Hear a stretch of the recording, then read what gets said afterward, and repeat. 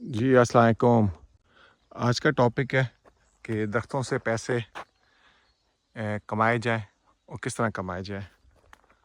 लेकिन पहला सवाल तो ये है कि दरख्त क्यों लगाया जाए।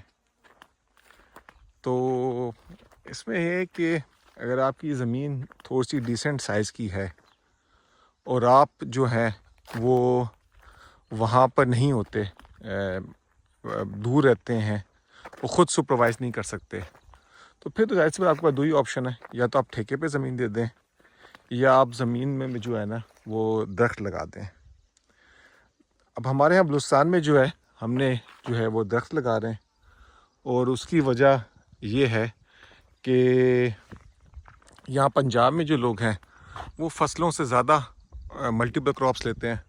हमारे यहाँ ज़मीनें ज़्यादा हैं, लेबर कम है, इस किस्म के चैलेंजेस आते हैं।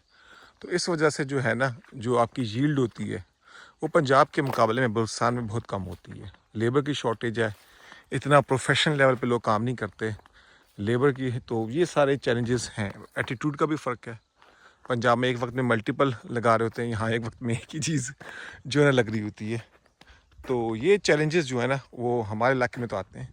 प्लस आई थिंक अगर आप बाकी इलाकों की बात करें तो इस तरह पंजाब हो गया या KPK में, तो वहाँ पर भी लोग जहाँ पर फर्टिलिटी कम हो ज़मीन की वहाँ ट्रीज़ की प्लांटेशन करते हैं, और साथ साथ ट्री की जो बाउंड्रीज़ है उसमें तो डेफिनेटली जो है ना उसमें जो है ना वो लोग प्लांटेशन करते हैं ट्रीज़ की। तो ये अच्छा है, अगर आप इसे बाउंड्रीज़ में कर रहे हैं तो एक एक्स्ट्रा सोर्स ऑफ इनकम है। ये तो हमने जंगल बनाया हुआ है, तो अगर आप जंगल लगाते हैं तो फिर आपको बेसिकली इंटीग्रेटेड फार्मिंग करनी चाहिए। फॉर एग्ज़ाम्पल अगर हमने वीडियोज़ में शेयर की है कि जंगल के साथ साथ जो है हमने जो है वो गोट्स भी पाली हुई हैं। गोट्स भी जो है वो जंगल में फिरती हैं, ये घास फूस नीचे खाती हैं। कीकर है तो इसके पत्ते बड़े शुक से खाते हैं। तो ये एक किस्म की आप समझे आपका जो है ना वर्टिकल जो है ना एग्रीकल्चर आपकी हो रही है, जिससे जो है ना आपकी जो बकरियां हैं उनको ख़ासतौर पर सर्दियों में फीड, और गर्मी में फलियां इनकी होती हैं कीकरों की, वो काफ़ी अच्छा होते हैं। प्लस शेड, अब देखें मैं डेंस जंगल में जाता हूँ तो काफ़ी शेड यहाँ पर आना शुरू होता है, जिसकी वजह से जो है ना काफ़ी गर्मियों में, खासा हमारा सिब्बी का इलाका है, काफ़ी गर्म इलाका है, तो इसमें शेड मिल जाए तो आपको क्या चाहिए जानवरों के लिए। बाकी ट्रीज़ जो हैं वो डिफरेंट पेस से उगते हैं। अब जंगल में देखें कुछ मोटे हैं कुछ पतले हैं, ये डिपेंड करता है उस एरिया की मिट्टी कैसी है, क्वालिटी कैसी है, पानी कितना मिला है, तो डिस्टेंस कितना है। अब ये अलग दख्त है कितना ऊपर चला गया, तो इन पे जो ना मल्टीपल फैक्टर्स पे जो ना ये चीज़ें डिपेंड करती हैं। तो जंगल आपका एक साथ मोटा नहीं होता, कुछ मोटे कुछ पतले होते हैं। तो उसमें ट्रिक ये होती है कि आप जो दरख्त होते हैं वो आप निकाल देते हैं, और बाद में जो है ना जो है बाकी दरख्त रह जाते हैं, वो फिर ऑटोमेटिकली जो है ना वो मोटे हो जाते हैं दरख्त। तो इस तरह आप सिलेक्टिव जो है ना आप उसमें वो करते हैं, ट्रीज़ की जो ना छिंगाई करते हैं, ताकि साथ साथ जो है ना उनकी ग्रोथ होती रहे। ट्री सिलेक्शन जो है वो आपके एरिया पर डिपेंड करता है। अब यहाँ पर मैंने यूकलिप्टस भी उगाया था, लेकिन उसका इतना अच्छा रिज़ल्ट नहीं आया। कीकर नेचुरल ट्री है, बहुत अच्छा रिज़ल्ट आया।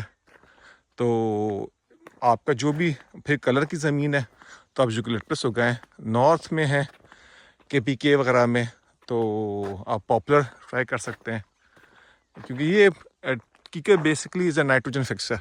ये ज़मीन आपकी जो है ना इसकी फर्टिलिटी बढ़ाता है।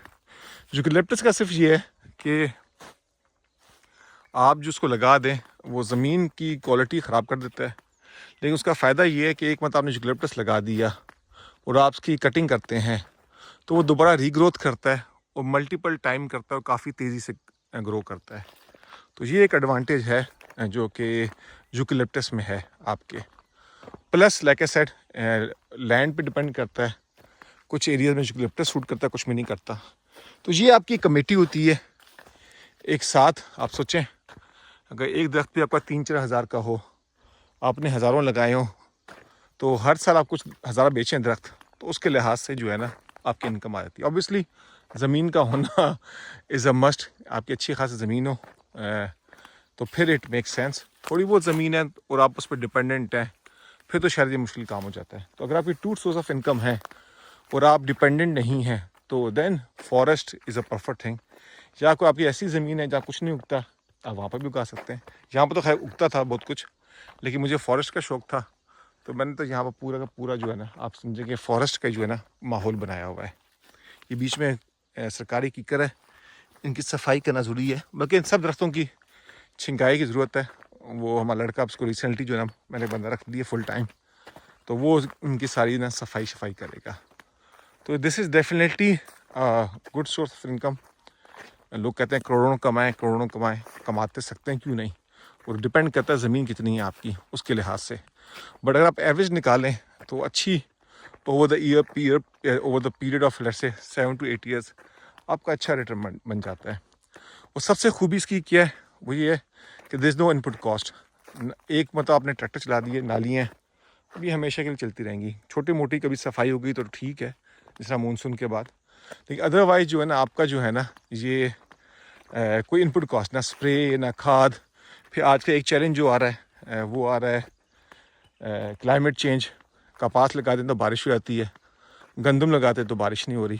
तो इस किस्म के चैलेंजेस जो हैं वो आपको ट्रीज़ में नहीं पड़ते। फालतू कीकर है, बारिश हो गई तो ग्रो कर लेगा, नहीं भी हुई तो उतना फ़र्क नहीं पड़ता। धूप है, ठंड है, निकाल लेते हैं। हाँ, सुनने में आया कि शायद अपर पंजाब में कीकर को उगाने में चैलेंजेस हैं, शायद कूड़ा पड़ता है उससे ख़राब हो गया है।